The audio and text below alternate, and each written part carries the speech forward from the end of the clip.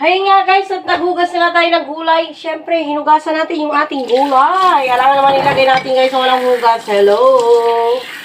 Ayan, so, yun nga guys, siyempre ulitin natin ang ating tilapia. Ang ating tilapia guys, ay hugasan natin ulit. Pumapatay, naglagay ako. Ayan. So, yun nga guys, ito na nga oh. Hugasan natin ulit. Siyempre, pupuk na naman natin dito para matanggal yung laway-laway. Di ba guys? Paano ba yung matagas niyo? Napakaingay naman ito. Pasensya na kayo guys at may background. May background talaga. Hindi maiwasan yung background. Siyempre guys, para matanggal po ang lansa, ang laway-laway sa tilapia, kailangan nyo ipukpuk. Ipukpuk yung kanilang ulo para lumabas yung kanilang laway. Ayan. So kahapon guys, pinukpuk ko na nga ito. So, parang meron pa.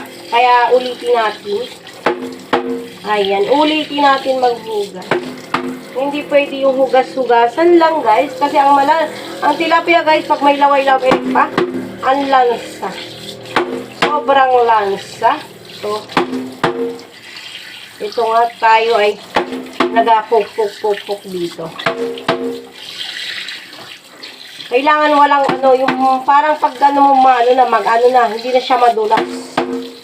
Ganyan ang pagluto ng tilapia. Hindi yung basta-basta lang magluto. Ayan, hindi po hinugasan lang. Kasi kahit hinugasan mo guys, hindi siya agad-agad matatanggal. So, ang diskarte niyan guys, madali lang. Ipokpok mo lang yung ulo nila. Makikita nyo dito, wala na siyang dulas. Ayan. Smooth na siya guys. Hindi siya madulas. Ayan. So syempre, hindi natin ubusin itong ating tilapia 1 kilo.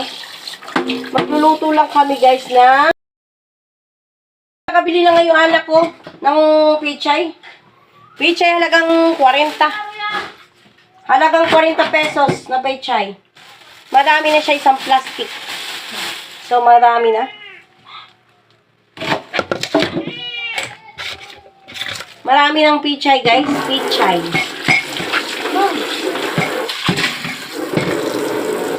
Teka lang, guys. Bantayin niyo muna yung ano ko.